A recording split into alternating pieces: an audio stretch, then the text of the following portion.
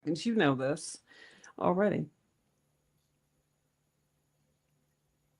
Hi, I'm Karen Morgan, and I'm an executive council member with AARP Maryland. And this is Protect Week, where AARP Maryland and our partners shine a spotlight on the scourge of elder financial fraud, exploitation, and the serious problems that can be caused when criminals engage in this activity. So we are bringing together a number of experts in different areas to talk about this and to help give you information so that you can stay more protected and that your family and friends can stay more protected. So today I am really happy to have Jacqueline Cooper. She is CEO of the Maryland Blockchain Association, and we actually met while testifying on a bill in the Maryland legislature. So I'm really happy to have you here. And Jacqueline is a talk show host for the Government Blockchain Association. She's a partner at the Cogent Law Group in Washington, D.C., and her legal practice is in the area of blockchain, Web3, and innovative technologies. So we are taking a walk on the wild side today as we look into the cryptoverse and ways in which we can identify fraud and maybe protect ourselves from fraud. So, Jackie, it's so good to have you. Thank you so much for taking time to be with us. Yeah, no, I'm really excited to be here, but also glad that we're able to kind of share some information for your audience as well as for the audience that I have as well, because I know we're going to be sharing this out. And it's an important topic because we all can become victims. I know I've become a victim, and I'm very knowledgeable. So, it's a different type of street awareness. Now, there's a lot of things going online, and we need to be diligent. We really do. And one thing that I keep telling people when I do my own presentations is that anyone is susceptible to fraud. Don't fall into this myth that some people are invincible and other people are not. We're all susceptible. No one is invincible. And it doesn't matter how much of an expert you are, at the right time under the right circumstances, you can be targeted and defrauded. So I'm glad that you said that, because you're totally an expert, but you got bit. I've been called an expert, rightly or wrongly, and I've gotten bit. And Nobel Prize winners have gotten bit along with everybody else. So because of the emotional connection that these criminals make, and we're all vulnerable because we have emotions. That's the dead link into fraud, not your intelligence. It never was. Yeah, exactly. I think that, we want to trust people, and there's two different ways to approach this. There's looking at the person who's approaching you, and then also the content that comes across your tech. So whether it's your phone, whether it's your computer, whether it's, so that content, you might know that person, you might not know that person. And so how you approach that also will help you know how are you preventing from being defrauded or scammed. I know I have two different LinkedIn profiles, and many of my associates are connected on one side. And so recently I went over to my other side and I started to connect. And some individuals said, "Is that you? We're already connected. Been connected for years." I said, "Yes, I have two profiles. I'm trying to connect you on both so you can see what I'm doing on both sides." But again, we have many ways that we can be approached, both face-to-face as well as online now. So we have to kind of think in a hybrid type of situation. Right. So in the cryptocurrency universe, we have, the virtual world is it's pretty much everything. And the ways in which we normally interact to manage finances don't necessarily apply in the crypto world. For example, for those people who don't know, in the traditional currency world, we have like a centralized way of managing that currency. It's a fiat currency. In the case of the United States, that currency is backed by the full faith and credit of the United States government. And there are banks which are centralized sorts of, regulatory agencies and that sort of thing. In the crypto world, we have decentralized ways of managing things. We have wallets. We don't have bank accounts. We have wallets. And there are ways in which we can manage those to acquire assets and to distribute them if we want. So, if you are new to the world of cryptocurrency, and in this interview, we're not going to get into what are the ins and outs of crypto or what is the best, coin to invest in. What we want to focus on is what, if you are new to the cryptocurrency world, but you're interested, what are the first steps that you should be taking to secure your digital wallet? So I'm going to break it down even farther, because again, the innovative tech is changing. I've been in the blockchain space 10 years and created the Maryland Blockchain Association along with the Blockchain Legal Institute as resources for people. So you mentioned the idea of centralized versus decentralized. So I want to clarify, and then we'll talk about the wallet side. So there are centralized exchanges, and there are also decentralized exchanges. The centralized exchanges that people might be familiar with are Coinbase, but there are others that are as well. So really what we need to think about is within these centralized exchanges, those are like banks now. They might not be providing the same insurance if something happens, but they do have certain legal requirements now that have been put in place because of regulations that have been passed. So if you are navigating a centralized exchange, that's totally different than a decentralized exchange. It's not that a decentralized exchange should not follow the same rules.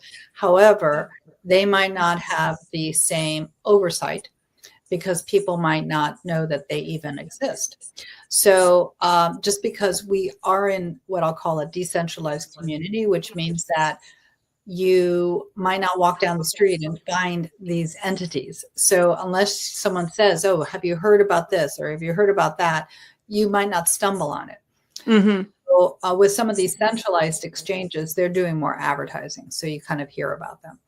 Going back to the wallet, there's all different types of wallets, and you can have a wallet on a centralized exchange, or you can have a wallet that sort of is like on a decentralized exchange, or what I'll call floating. And so from a protection, since we're talking about Protect Week, from a protection perspective, if you are thinking about owning or investing or buying crypto, then you have to decide, okay, where am I purchasing it? And at that point, if you're purchasing it, and I'm not saying that a centralized exchange is safer than a decentralized exchange, because everything can fail, then you need to think about, okay, where am I purchasing it? And then at that point, am I keeping the token on the exchange, or am I moving it where I have more control? So there's different layers that someone who's taking those steps need to think about. The one thing I will say that I did not learn until as I kind of was educating myself more and creating the library of resources for the Blockchain Legal Institute, just because a token is on an exchange does not mean that it has liquidity behind it. It simply means that it was able to pay for the spot to be there. So that's interesting. I don't think that's clear at all to many of those who are crypto curious. It won't be. It won't be. So because exchanges are businesses. So they're going to choose which ones to list and which ones not. Now, some they might want to list simply because of the volume of trading that's happening, and it will bring people over to them. So they might decide, just like if a membership is given in an organization complimentary because you want those followers from that other organization to come over to you. So there's a lot of business reasons why things happen. And, for everyone who's listening, remember, this is a business. People who are creating these tokens are not doing it out. There are tokens, some tokens that are for the goodness of projects. Mm-hmm. And their motive and their intent is really to create funds to help different things like that. But most of these tokens, it's a business venture. So think of it like that. Interesting. So here's one thing that I'm wondering. I mean, one of the big concerns that our audience has, especially in the fraud space, has to do with artificial intelligence and its role in, sort of exaggerating the impact of fraud. But one thing that I'm wondering is, in the virtual currency space, are there ways to use artificial intelligence to protect your virtual currency wallet or whatever you're using to contain your assets from fraud? It's a really interesting question. I know that I'm going to a lot of conferences right now, and there's a lot of developers who are creating some very innovative tech within the artificial intelligence space and also overlapping into the blockchain space. So also, I think it's important for those listening to understand that blockchain is the technology that underlies a lot of business use applications. One of those uses happens to be cryptocurrency, but that's only one use. And you can actually have an internal business token that's not sold on an exchange, but simply is like a reward point thing, like for airlines, they can have, it's similar to that. But in terms of answering your question about artificial intelligence protecting the wallet and your assets from fraud, I don't know of anything existing yet. I think the biggest protection that you can is if you happen to own assets, whether it's NFTs, crypto, or other digital assets, is to look into cold wallets, to look at how do you move your assets offline so that way it is not visible to someone who is online, and that way you can then control those assets. And the thing that you have to remember is if you move it offline, again, remembering how do you gain access to it. So right. That's what I was thinking. And how do you get access to it once it's offline? Well, it will be like, without giving the name of any company, sometimes it's like a little portable device that you move it to, and then you put it back into your computer and you'll be able to see it. So it is visible, but you want to make sure you don't lose it. You don't want to lose your cold wallet. You don't want to lose your seed words or the passwords for your wallet. And there are many different vendors that have the seed words where you can actually put them onto metal. So that way, there's a lot of different storage devices for the seed words. So again, there are ways that you can access your wallet back, but fraud will happen or could happen if everything stays online. And that means that someone will be able to hack or access your information if there's not proper security around it. And what would be proper security beside the master password into your wallet? Are there can you use biometrics? Can you use two-factor authentication? So I would not ever you could use biometrics. I don't recommend that. The reason why I don't recommend that is like I have a daughter and she's 27 or maybe 28 now. And which one is it? She's only your daughter. But her birthday's coming up. So it depends on what she says. But the thing is that if you use biometrics and you're not around, she's not going to be able to use my thumbprint, my face. And sometimes those biometrics don't work. If you've ever had to kind of upload your passport and then have your face as a double, sometimes my camera on my computer is not the same as the camera on my iPad. And I've gotten frustrated many times. I keep thinking, I haven't changed. Why are you saying it's not me? So biometrics, even though it feels like it's safety from a security perspective, it actually can be a barrier if you end up needing access to your funds or your assets. So I usually recommend don't use the biometrics. The best way, you can use a VPN, but that's still not going to protect your assets thoroughly. The best way really is to have them offline if you can move them. And by VPN, you mean a virtual private network, which is something that I know I use all the time, but you're right, there are limitations to that. It creates a veneer of privacy, which doesn't always exist. And also keep in mind, sorry to interrupt, but the tech people who are out there who are looking to take your assets and steal them, they're very savvy. So they're going to know the workarounds. They're going to know the holes within the, the various online portals that we are using. And, in terms of also changing your passwords or, making sure that, you're doing things on a regular basis like that. I think as consumers, we're lazy sometimes. We use the same password sometimes for multiple accounts instead of figuring out how to kind of diversify it.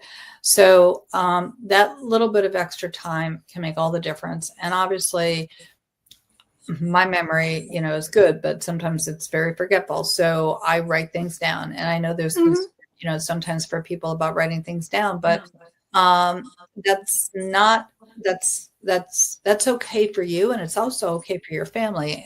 So you can also attach it to your will and have it another piece of evidence as to where you've been and what is there for you. That's so important. I know I often tell the story about how frustrated my mom would get because I kept stressing, you need a different password. You need a different password. And she's like, you're driving me crazy. It's like, it's not me, it's them. But then I said, it's okay to write it down. Yeah. And so she did keep a record of all of her passwords. And when she passed away and I was the executor of her estate, that record was hugely helpful because I needed to pay bills on behalf of her estate. And I could do that immediately because I knew how to get into those accounts and because she'd written the passwords down.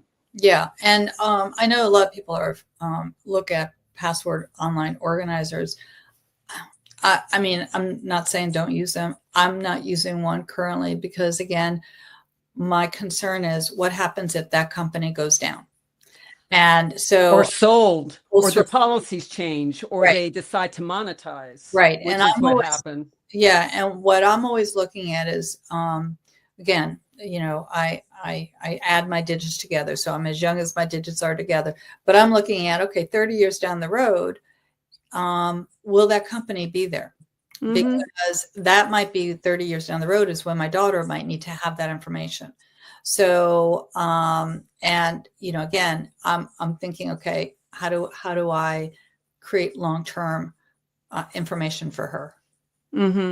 Yeah, and that's definitely something to keep in mind because companies do change policies. And, AARP Maryland recommends that people use a password manager. And I'm fine with that. I agree with you. I think you should do what's best for you. But you just need to be aware that these are companies that exist, that can be merged, that are subject to takeover or, like you said, failure or anything. So even if you use a password manager, you just don't go on autopilot. You have to make sure that the policies in place still fit what you think you were buying into when you decided to retain the password manager. LastPass would be an example of that, where their policies changed and maybe were not as favorable. So maybe you want to switch to another type of password manager, but you have to keep watching them to know that. Exactly. And the other thing that I would say is because most of us don't read our terms and conditions. Even though my background's law, I don't read, the terms and conditions because they're so long. Ain't nobody got time for that. No, but the important thing is to make sure your family member knows how to access that password manager as well. And if there is an ability to give beneficiary on any of these online portals, then definitely do that, because if for some reason they need access to your phone or some other now there's all these double Google authenticators, and so your family also needs, from a fraud protection, great, they're constantly alerting you, but from a family protection, if they're not doing something fraudulent, you're trying to protect your family also in this situation so they can access what it is that you need in the time of your need. And so that going back and forth is very confusing to us, let alone to the family member that's thinking, okay, I can't access it. Now, where on your phone was it that I should be looking? Is it your email? Is it the Google Authenticator? That's why writing it down and showing the flow of action of what the account is, where it has to go for double authentication, if there's a certain password or other, sometimes there are memory words, Right. yeah, so the prompts. And so if you don't write down what those prompts are, if your, family member doesn't know that it's your favorite food or dog or whatever it is, then they're going to be lost and they won't be able to access it, and they'll be really frustrated at a time of need. And that can be particularly problematic if you're talking about accessing a crypto wallet that a person may have, because what if the owner of the wallet becomes incapacitated, and now as a family member you need access to funds to help provide care? If that wallet's offline, then what happens? Well, you'll be able to put it back online with the cold wallet companies, and they have a website, and then you'll be able to see it. And they usually will have tech help. But even with the tech help, they might ask you for certain security words, and they might be very cautious about helping you.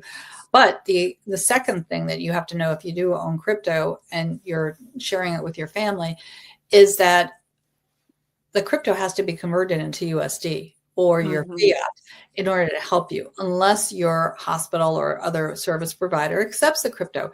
So you still have one more step to go.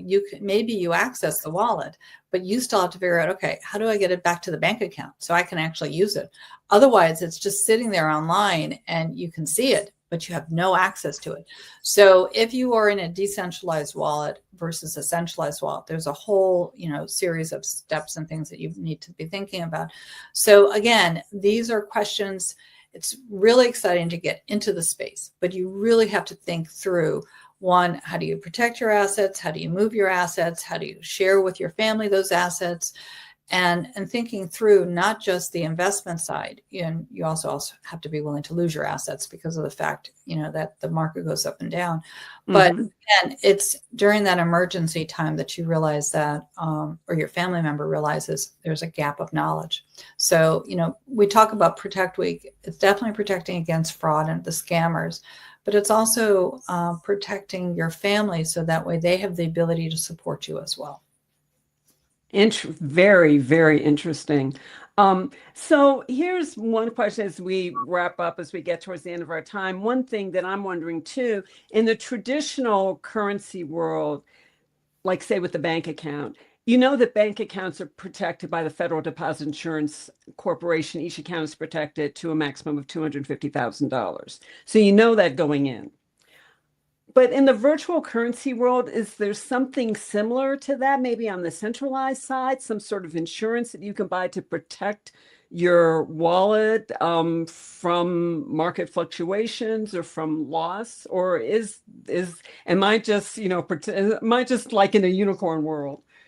So there is no insurance that will protect you from market. There is some business insurance that exists, but it's not to protect the consumer. And again, the insurance industry is definitely looking at this area, but at the moment, from what I know, there doesn't exist any safeguards from the insurance side. Unlike now again, that might be changing. Regulation changes so fast. But as far as I know, there is nothing that exists at the moment. Wow. Okay. Well, thank you so much. I mean, this has been so interesting because I think our audience can tell from what you've stated. This is not for the faint of heart. It can be complex. There are lots of things that you need to learn to educate yourself about if you decide that you're going to invest or keep assets in virtual currency. And I mean, there are gains, but there can also be a lot of, pitfalls too. You just have to be careful and do your research. And I'm thinking that the Maryland Blockchain Association might be a good place to get started. Yeah, no, I appreciate that. We are definitely a good place to get started. I created the association to provide resources for those that have questions. And again, there are a lot of individuals who are within Maryland that are using blockchain as a technology to help with supply chain and not just the crypto side, but on the crypto side, we do have a lot of people in Maryland who have bought cryptocurrency. And, so someone in your family probably owns crypto. So if someone in your family owns crypto, then that means there needs to be a family discussion about who, how, when, and why, and how is it going to be transferred? How is it going to be protected? It's an information flow. And it's not to say that, the son needs to always give it to the parents, but if something happens to the son or the daughter, again, in my case, daughter, you need to know that, the parents need to know how do they access it to help. So this is a family conversation with new financial literacy that is now in our century. I like that term, new financial literacy, because it's almost like learning a different language. Really. It has a different vocabulary, and again, it will get simpler. Access to this currency will get simpler, but the technology has changed over time. It's definitely gotten easier, but there's still roadblocks for mass adoption, and really maybe it shouldn't be mass adopted yet because there's still a lot to learn and a lot to safeguards to put in place. Right. And that's exactly why we're having this conversation today. What a segue, right? That's why we're having this conversation today as part of Protect Week, because we know that members of our audience are interested in cryptocurrency and they're asking their investment advisors about it, but they're also concerned about fraud. And so there are things that people need to be aware of, steps that they need to take to make sure that their account stays safe, no matter what world they're in, the traditional world, the physical world, or the crypto world. So thank you so much, Jackie. We really appreciate you taking time from your busy schedule to talk to our audience about this and just like initiate, what are some things that people need to do, just answering those basic questions. And I guess what I want to leave you with again is Protect Week, AARP.org/Maryland/Protect Week. That is our annual campaign. We're approaching our 10th year now. That's our annual campaign to shine a spotlight on elder fraud, abuse, and financial exploitation. And talking about cryptocurrency and ways to protect your assets from fraud is part of that. And we have lots of other resources. They are free to anyone, regardless of age. You do not have to be an AARP member. So please check out our website during Protect Week, which will be for 2025, June 16th until the 20th. We will have shred events. We'll have a teletown hall, press conference, and the social media interviews will be part of our platform during Protect Week. So thank you so much for joining us, everybody. Jackie, thank you again for joining us, and thank you for this great information. It's really is giving us something to think about. No, I appreciate it. And just one last little tidbit. If you are hacked or you do have a situation where your cryptocurrency has been taken, it is traceable. There are steps. It's not easy, but there are ways to track and trace. So that's a whole nother conversation that we'll have. But again, the primary thing is prevent. Then you don't have to worry about or think about how do you regain. Exactly. Words to live by for sure. So thank you so much, Jackie. We really appreciate it. And remember, AARP.org/Maryland/Protect Week for more information and resources to keep you and your family safe. Thank you, everybody.